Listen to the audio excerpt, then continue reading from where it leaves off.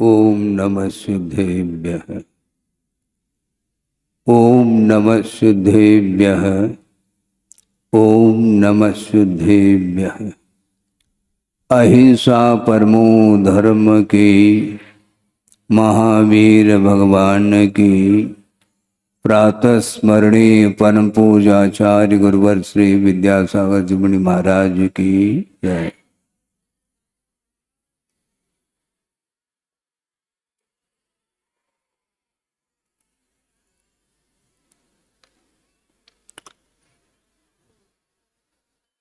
विभिन्न देशों में परस्पर में परोपकार के भाव नहीं होने के कारण एक दूसरे के ऊपर अधिकार स्थापित करने का एक प्रयत्न कर रहा है। एक दूसरे को जीतने के लिए दूसरे को हराने के लिए न जाने कौन कौन से आविष्कार किए हैं, और सारा आविष्कार वह विश्व को बनाने के लिए नहीं, विश्व को समाप्त करने का उनका उद्देश्य रहा होगा। अन्यथा एक एक मिसाइल जिसको बोलते हैं, जिसका प्रयोग करते हैं और हजारों किलोमीटर जाकर के ऐसा निशाना साध करके वो छोड़ देते हैं जिसके माध्यम से पूरा का पूरा वह देश समाप्त हो जाता है। और देश को समाप्त करने के लिए जो कुछ भी ज्ञान का प्रयोग उन्होंने किया है, उसको आगमकारों ने ज्ञान नहीं कहा, बल्कि उसको कुश्रुत कहा है। वह दुश्रुति का प्रतिफल है। जिस कोई भी आधार, किसी भी आधार को लेकर के उन्होंने जो इस प्रकार के आविष्कार किए हैं, और दूसरे को समाप्त करने का उद्देश्य उनके हृदय में रहा, ये निश्चित बात है।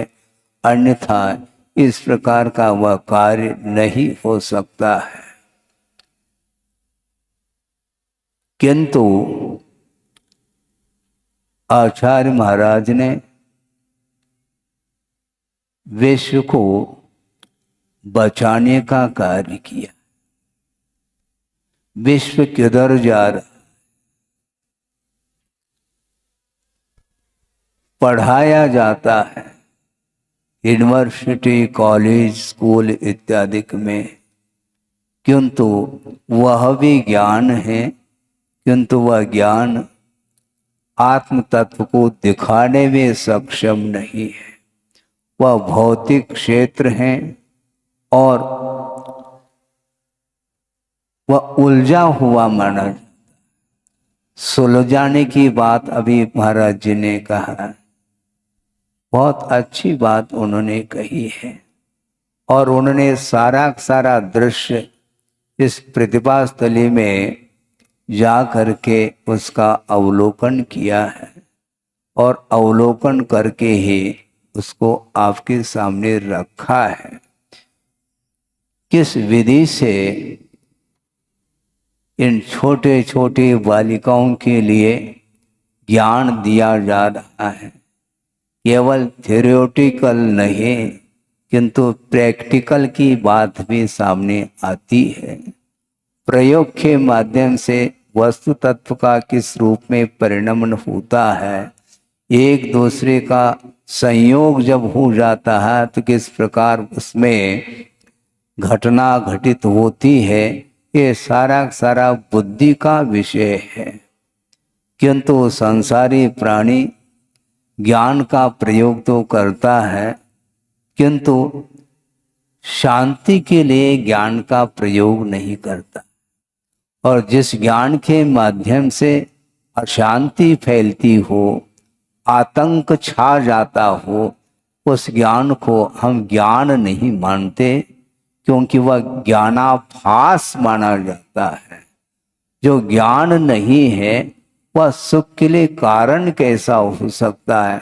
इसके उपरांत भी उन लोगों की सुख की एकमात्र मान्यता है, किंतु उस मान्यता का नाम सुख नहीं, किंतु वह सुखाभास माना जाता है। सुख जैसा लगता है, किंतु पूरा का पूरा विश्व ही शांति का अनुभव करे, उसका नाम सुख बोलते हैं। व्यक्ति विशेष के द्वारा सुख का जो अनुभव किया जा रहा है वह सुख नहीं, बल्कि दूसरे के सुख में व्यवधान उपस्थित करने वाला वह माना जाता है। और गुरुदेव की कितनी विशाल दृष्टि होगी। जिस समय इसको प्रारंभ किया था उस समय क्या स्थिति थी, और वर्तमान में जो यह दृश्य देखने को मिल रहा है, एकमात्र समय अपेक्षित इसी को बोलते हैं। धैर्य रखना चाहिए, और धैर्य है किसको। समय आपका हो रहा है, 10:30 बज चुका है, किंतु धैर्य रखना चाहिए आप लोगों को। हाँ, कल 30 तारीख भी है, और आषाढ़ सुदी पंचमी जिस तिथि के दिन गुरुदेव की दीक्षा हुई थी, उसको हम और आप बड़े भाव विभोर के साथ उसको मनाने के लिए एकत्रित आप लोग होंगे। आज संक्षेप में यह विषय आपके सामने रख रहा हूं कि आचार्य के कौन से गुण होते हैं। आचार्य 36 के रूप में आप विधान यहाँ पर करने जा रहे हैं। आप करिए। संक्षेप में आचार्य का क्या कार्य होता है उसको आगम के आधार से आपके सामने रखना चाहता हूं। एक विशेषण दिया है पूज्यपाद स्वामी ने सर्वार सिद्धि में कि आचार्य के कौन से लक्षण होते हैं, उनकी विशेषता कौन सी हो सकती है, उस ओर ध्यान दिलाया है हम लोगों के लिए कि परहित प्रतिपादन एक कार्यम आचार्य वर्यम, ऐसा कहा। दूसरे का हित का प्रतिपादन करना, दूसरे को मार्ग प्रशस्त करना, मोक्ष मार्ग पर आरूढ़ करना, वही एकमात्र उनका कार्य माना जाता है। मैं सोच रहा था उनका यह प्रमुख कार्य होना चाहिए, किंतु गुरुदेव ने कहा ये प्रमुख कार्य नहीं, वही कार्य है, वही कार्य है। और जो स्वयं अपना हित करता है उनके माध्यम से ही विश्व का हित हो सकता है। स्वयं अपना हित ना करें और दूसरे का हित करने के लिए यदि वह सामने आता है तो उसके माध्यम से कभी भी किसी का हित न हुआ है न होगा। इसलिए उन्होंने जो कार्य करके दिखाया है वह अपने आप में एक अनूठा कार्य है। बहुत बड़ा आदर्श उन्होंने अपने जीवन में साधना के माध्यम से और ज्ञान के माध्यम से प्रस्तुत किया है। उसका अनुकरण हम कितने अंश में कर सकते हैं कहा नहीं जा सकता।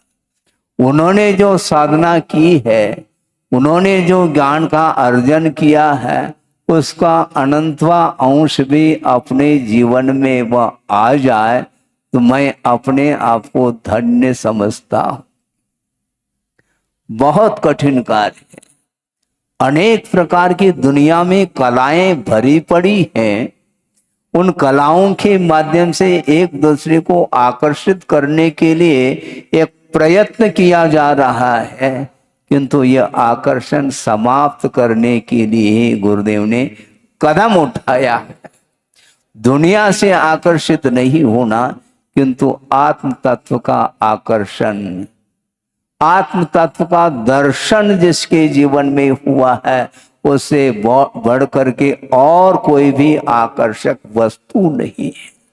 भौतिक जीवन में हमेशा संसारी प्राणी की दृष्टि बहिर्दृष्टि बनी रहती है। कौन किसके पास कितना ज्यादा है, कौन कितना प्रभावशाली है, इस ओर दृष्टि जा रही। ज्ञान का प्रयोजन साइड में रह जाता है और एक दूसरे को प्रभावित करने के लिए वह उद्यम करता रहता है। आचार्य कहते हैं एक दूसरे को प्रभावित करना छोड़ो, जिस ज्ञान के माध्यम से आत्मा प्रभावित हो उसी को सम्यक ज्ञान कहा है। आत्मा प्रभावनीय रत्नत्रय तेजसा सततमेव दान तपोजन पूजा विद्यातिशयश जन धर्म अपि प्रभावनीय कहा। रत्नत्रय के माध्यम से आत्मा की प्रभावना होती है। रत्नत्रय की उपासना करने वाला व्यक्ति वह सुदूर एकांत में भी वह ध्यान कर रहा हो, वन में, वहां पर कोई भी व्यक्ति नजर नहीं आता और पर्वत की चोटी पर जा करके वह दिखाई नहीं पड़ रहे किसी को, किंतु विश्व उनकी दृष्टि में है, ये ध्यान रखो। आप कह सकते हैं वो एकाकी हैं, नहीं, किंतु विश्व कल्याण करने के लिए एकांत ही ढूंढना पड़ता है, जहां पर अपने आप ही अनायास आत्मा का दर्शन हो सकता है और वह आत्म ध्यान भी कर सकता है। इसलिए बड़े बड़े जो तपस्वी होते हैं वे भीड़ में नहीं रहते किंतु नीड में रहते हैं, ये ध्यान रखो। भीड़ और नीड का अर्थ क्या होता है? नीड का अर्थ होता है केवल अपने आत्मा में प्रवेश करने का नाम नीड है। और जो स्वयं नीड में प्रवेश करके उस आत्म तत्व का जिन्होंने दर्शन कर लिया है, आत्म तत्व की जानकारी, सर्वांगीण जानकारी जिनने प्राप्त कर ली है, वही व्यक्ति विश्व का कल्याण भी कर सकता है। और एकांत में जा करके वो ध्यान करते हैं, रत्नत्रय की आराधना करते हैं और उसके माध्यम से अनेक प्रकार की रिद्धियां प्राप्त होती हैं। इसके उपरांत भी मुंह में पानी नहीं आता। मुझे रिद्धि प्राप्त हुई है, तुम्हें नहीं हुई है। छोटे बच्चों में प्राय करके ये देखने में आता, यहाँ की बात नहीं कर रहा हूँ क्योंकि ये बच्चे भी प्रौढ़ है। चौथी कक्षा की भी छात्रा क्यों न हो, यहाँ पर धार्मिक संस्कार मिलने के फलस्वरूप प्रौढ़ता का अनुभव कर रही है, किंतु लौकिक क्षेत्र में एक छोटा सा बालक है और उसके लिए मान लो कोई मिठाई मिली है, किंतु वह खाने के लिए मिली है, किंतु वह दिखा दिखा करके खाता है, वह ठीक नहीं माना जाता। क्योंकि जिसके लिए मिठाई नहीं मिली है वह दुख का अनुभव करता है, दीनहीनता का अनुभव करता है। इसलिए दिखाओ नहीं, मात्र खाना चाहिए। इसलिए आत्म तत्व का दर्शन करने वाले जो साधक होते हैं साधना के माध्यम से, और इतनी साधना उनकी उत्कर्षता को प्राप्त होती है, अनेक प्रकार की रिद्धियों से संपन्न होने के उपरांत भी उस ओर उनकी दृष्टि नहीं जाती कि इस रिद्धि का प्रयोग करना चाहिए। आपने सुना होगा, पढ़ा होगा, और रक्षाबंधन का वह पर्व आप लोग मनाते हैं और 700 मुनियों के ऊपर उपसर्ग हुआ है, अकंपनाचार्य आदि, और उन उपसर्ग को दूर करने के लिए एक श्रुत सागरी सूरी ने उनके मन में विकल्प आया कि वस्तुतः ऐसा एक भयान उपसर्ग को सूचित करने वाला वह उन्होंने दृश्य देखा कि उल्कापात हुआ है, एक नक्षत्र कंपायमान हुआ है, जिसको देख करके उन्होंने निमित्त ज्ञान से जान लिया कि ओहो कितना भयानक उपसर्ग हो रहा है। और उस समय बगल में एक क्षुल्लक जी थे, उन्होंने पूछा कि महाराज ऐसी कौन सी घटना आपको दिखाई पड़ रही है कि आप चिंता मग्न हैं। तो उन्होंने कहा कि 700 मुनियों के ऊपर उपसर्ग हो रहा है और उसको दूर कौन कर सकता है महाराज। तो मैं तो नहीं कर सकता और तुम भी नहीं कर पाओगे, किंतु वहां तक जाने की क्षमता तुम्हारी अंदर है। किसके अंदर? क्षुल्लक जी के अंदर। उन्हें विद्या प्राप्त थी और आचार्य श्रुत सागर जी महाराज ने कहा उस विद्या के बल से वहां पर जाओ जहां पर विष्णु कुमार मुनि महाराज हैं। वहां पर जा करके उनके लिए निवेदन करो कि उन्हें विक्रिया रिद्धि प्राप्त है और उस विक्रिया के माध्यम से उस उपसर्ग को दूर करने की क्षमता उनके अंदर है। इस सुन करके विद्याधर जो अपने क्षुल्लक जी थे, विद्या को धारण करते हैं इसलिए उनको विद्याधर बोला गया, ये ध्यान रखो।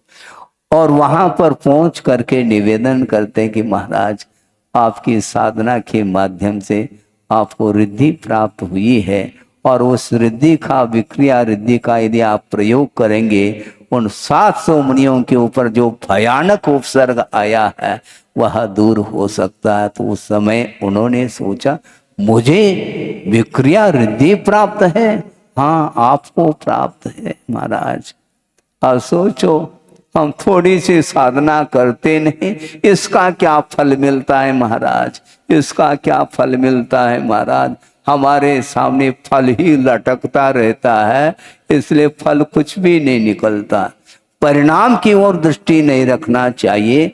परिणामों में पवित्रता आ जाए तो निश्चित रूप से परिणाम, जितना परिणाम आप चाहो उससे ज्यादा परिणाम निकलता है। परिणाम के 2 अर्थ है, गुरुदेव ने कहा था। एक परिणाम का अर्थ भाव है और एक परिणाम का अर्थ रिजल्ट माना जाता है। इसलिए परिणाम पवित्र बनाने के लिए निरंतर अंतर्दृष्टि बनाने की आवश्यकता होती है। तो सोचो विचार को, विक्रिया रिद्धि प्राप्त होने के उपरांत भी उस ओर उनकी कोई दृष्टि नहीं गई और सोचा मेरे अंदर ये रिद्धि प्राप्त है, प्रयोग करके देख लिया तो वाकई में उनको रिद्धि प्राप्त थी और उसके माध्यम से उपसर्ग को दूर किया है। तो इस प्रकार एकांत में जाकर के तपस्या करने वाले जो साधकों की जो साधना है उस साधना की तुलना किसी अन्य व्यक्ति के साथ नहीं की जा सकती। उसी प्रकार गुरुदेव की जो साधना है उसके साथ हम वर्तमान में किसी के साथ तुलना नहीं कर सकते। अतुलनीय उनकी साधना थी और उनकी दृष्टि अतुलनीय थी और बहुत दूरगामी दृष्टि थी और व्यापक दृष्टिकोण उनका था। इसलिए अपनी साधना के साथ उन्होंने विश्व कल्याण करने के लिए निरंतर वह प्रयास करते रहे और परिणाम स्वरूप यहाँ पर दृश्य वह देखने को मिल रहा है। ज्यादा समय मेरे पास नहीं है, कल और विशेष रूप से इस पुनीत जो अवसर आने वाला है दीक्षा दिवस के उपलक्ष्य में, उसमें हम और बैठ करके गुरुदेव को और याद करेंगे। सोचो विचार करो, कुछ ही समय पूर्व में, ज्यादा समय नहीं हुआ और उस समय यहाँ पर 2001 में तिलवारा घाट में गुरुदेव ने चातुर्मास किया संघ सहित। उस समय मैं भी था उपस्थित और यहाँ पर कुछ भी दिखाई नहीं पड़ता था, पूरा का पूरा यह जंगल था, वन जिसको बोलते हैं, किंतु इसको उपवन बनाया है। हाँ यह वन था किंतु यह ऐसा लगता है कोई नगर ही बसा दिया हो। बड़े बड़े जो बिल्डिंग हैं वो बिल्डिंग सोने के लिए नहीं, ध्यान रखो, वहां पर जाओगे तो सोना बरसेगा। हाँ, वहां पर सोने के लिए नहीं, किंतु विद्या अध्ययन करके धार्मिक संस्कार को प्राप्त करने के लिए एक निर्माण किया गया है, और वह आज सभी को देखने को मिल रहा है। समय अधिक नहीं है, इतना ही पर्याप्त समझता हूँ कि गुरुदेव की विशेषता, उनके साथ आप जितने विशेषण जोड़ो उतना कम है। इस विषय में और समय मिल जाएगा तो कल और विषय रखना चाहेंगे। इतना ही पर्याप्त समझता हूँ कि गुरु की आराधना यदि करना चाहो तो अपने आप को क्या करना पड़ेगा, आंख मीच करके विश्व यदि शून्य नजर आ जाए तो गुरुदेव का ही दर्शन मात्र रह जाता है। गुरुदेव का दर्शन करना चाहो तो विश्व को, जगत को ही शून्य बनाने की आवश्यकता है। उसके बिना वह ज्ञान, वह परमात्म तत्व को प्राप्त कराने में साधकतम जो ज्ञान है वह प्राप्त नहीं हो सकता। सबके लिए परमात्म तत्व को प्राप्त करने का ज्ञान उपलब्ध हो, इस पवित्र भावना के साथ अहिंसा परमो धर्म की जय। बोधि समाधि परिणाम शुद्धि स्वात्मोपलब्धि शिव शोक सिद्धि चिंतामणिम चिंतित वस्तुदाने वाम वंद मानस्य ममास्तु देवी। परम पूजाचार्य गुरुवर श्री विद्यासागर जी महाराज की।